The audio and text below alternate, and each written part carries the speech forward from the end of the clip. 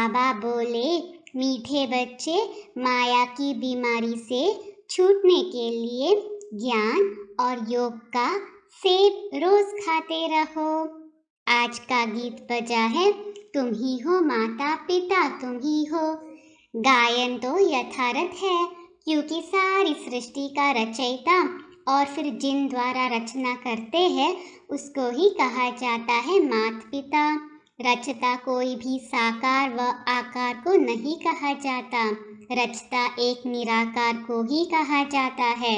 अभी यह समझ तुम बच्चों को आई है, वह तो सिर्फ गाते हैं। भक्तों की बुद्धि में सिर्फ यही रहता कि बस भक्ति करनी है, परंतु किसकी भक्ति करनी है कुछ भी पता नहीं। भक्ति करनी चाहिए एक भगवान की, जिसे माता पिता कहते हैं, न कि सैकड़ों की। कहते हैं भगवान आकर भक्तों को भक्ति का फल देंगे।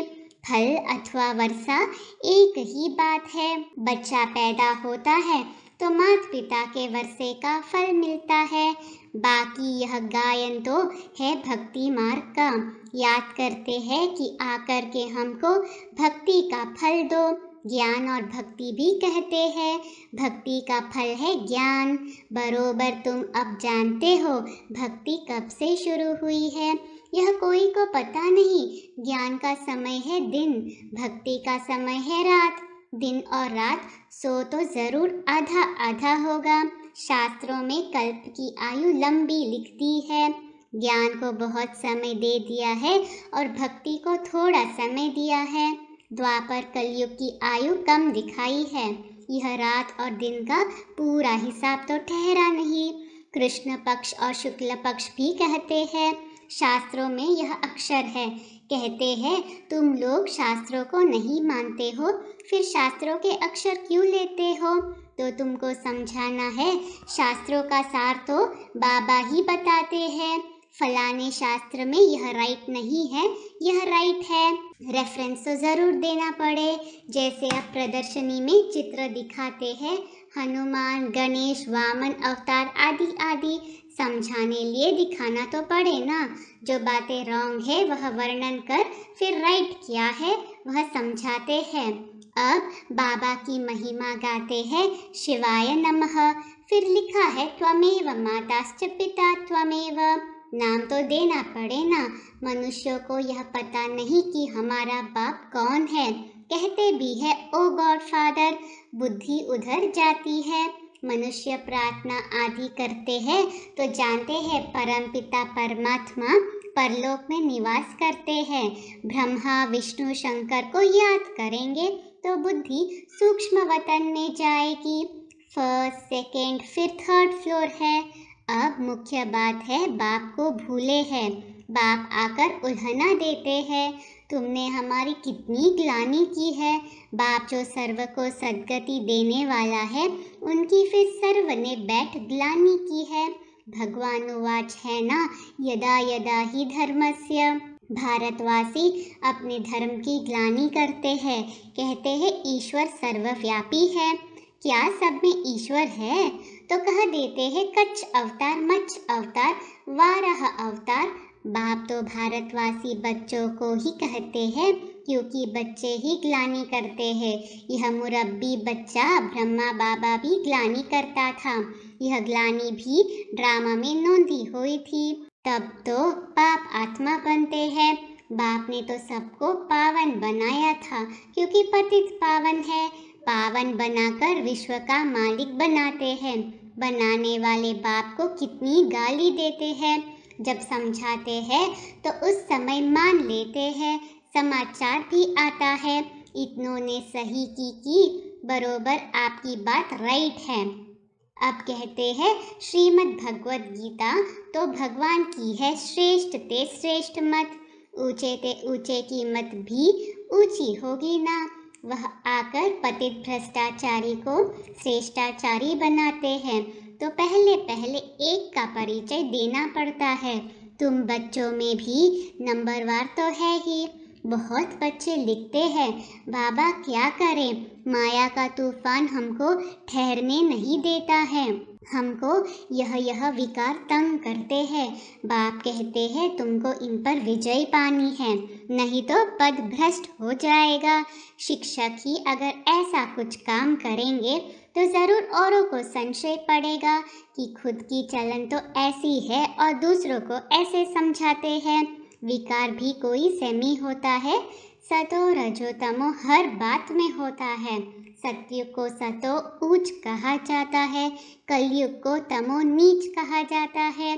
दुनिया भ्रष्टाचारी कहते हैं, परंतु अपने को कोई भ्रष्टाचारी समझते नहीं है।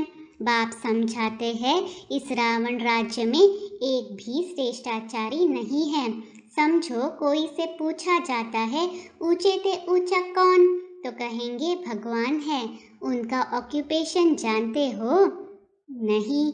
या तो कहेंगे सन्यासी ही ऊंच है क्योंकि पवित्र रहते हैं, खुद भी सन्यासियों को फॉलो करते हैं, नमस्ते करते हैं, तो उन्हों से पूछना चाहिए सन्यासियों से भी ज़रूर कोई ऊंचा होगा। सन्यासी भी भगवान की साधना करते हैं। आजकल तो चित्र भी बहुत बनाए हैं, सबसे ऊंचा परमात्मा को ही रखते हैं। अब राम व कृष्ण के आगे शिवलिंग रखना यह भी बड़ाई है, नहीं तो वह कोई शिव की पूजा थोड़ी ही करते हैं, वह तो खुद ही राज्य करते हैं। जब वह पतित बनते हैं तब पूछने लगते हैं। ऊंचे ते ऊंच निराकार परमात्मा को ही कहा जाता है। पतित पावन सर्व का सद्गति दाता, सबका लिबरेटर, अपने साथ सबको ले जाएंगे। तुम जानते हो वह हमारा बाप है। हम सब इस समय बीमार हैं, ज्ञान से एवर हेल्थी और एवर वेल्थी बन जाते हैं। कहते भी है रोज एप्पल खाओ तो एवर हेल्थी बन जाएंगे। यह तो तुम प्रैक्टिकल देख रहे हो। माया ने सबको बीमार बना दिया है। अब सबको हेल्थी वेल्थी बनाने वाला एक बाप ही है। सूक्ष्म वतन में भी आत्माएं हेल्थी है, यहाँ अनहेल्थी आत्माएं है।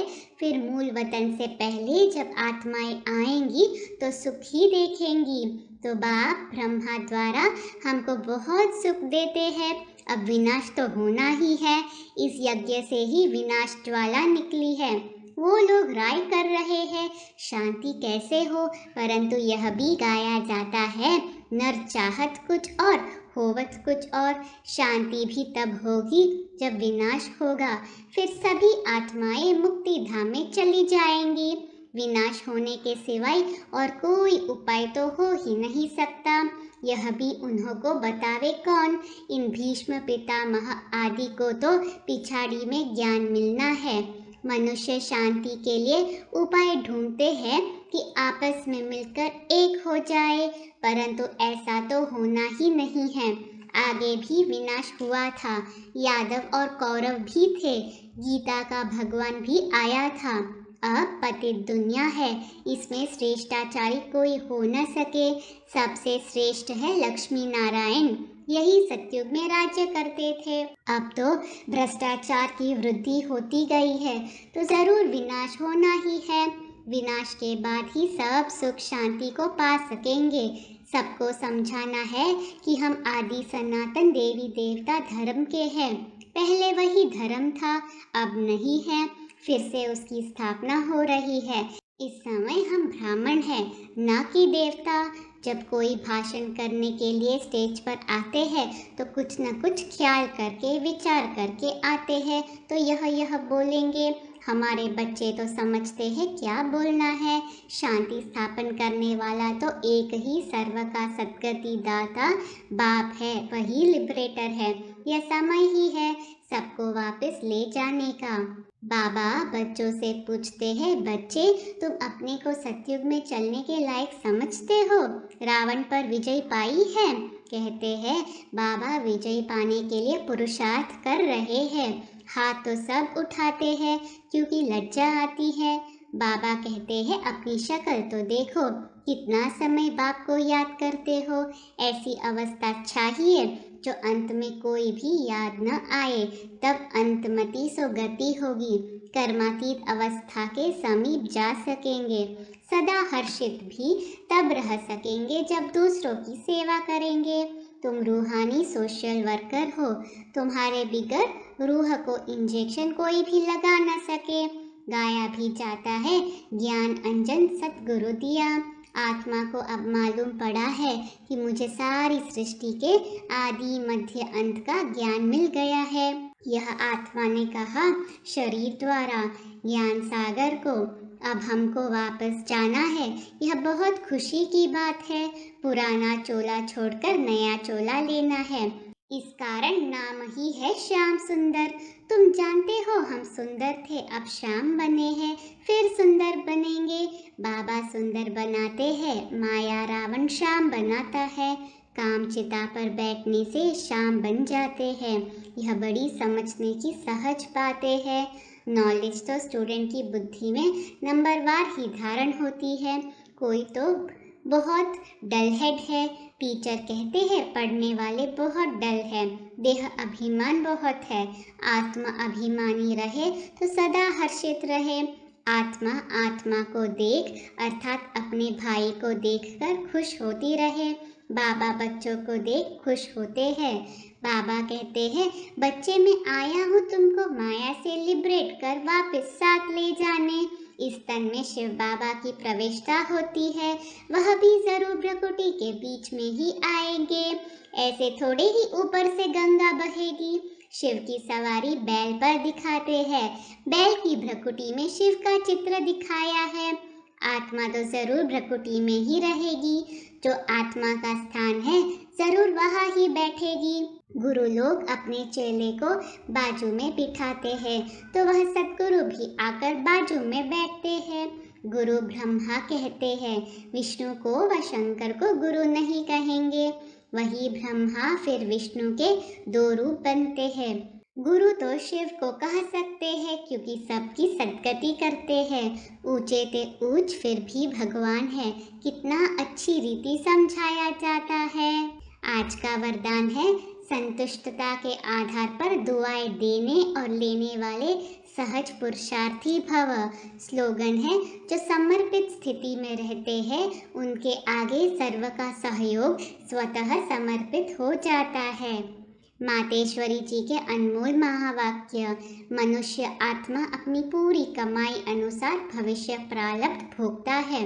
देखो बहुत मनुष्य ऐसे समझते हैं हमारे पूर्व जन्मों की अच्छी कमाई से अभी यह ज्ञान प्राप्त हुआ है, परंतु ऐसी बात है ही नहीं। पूर्व जन्म का अच्छा फल है यह तो हम जानते हैं। कल्प का चक्र फिरता रहता है, सतो रजो तमो बदली होता रहता है, परंतु ड्रामा अनुसार पुरुषार्थ से प्रारब्ध बनने की मार्जिन रखी है। तब तो वह सतयुग में कोई राजा रानी, कोई दासी, कोई प्रजापति पाते हैं। तो यही पुरुषार्थ की सिद्धि है। वह द्वैत ईर्ष्या होती नहीं। वह प्रजा भी सुखी है। राजा रानी प्रजा की ऐसी संभाल करता है जैसे माँ बाप अपने बच्चों की संभाल करता है। वह गरीब साहूकार सब संतुष्ट है। इस एक जन्म के पुरुषार्थ से 21 पीढ़ी के लिए सुख भोगेंगे। यह है अविनाशी कमाई। जो इस अविनाशी कमाई में अविनाशी ज्ञान से अविनाशी पद मिलता है। हम अभी सतयुगी दुनिया में जा रहे हैं। यह प्रैक्टिकल खेल चल रहा है। यह कोई छू मंत्र की बात नहीं है। ओम शांति।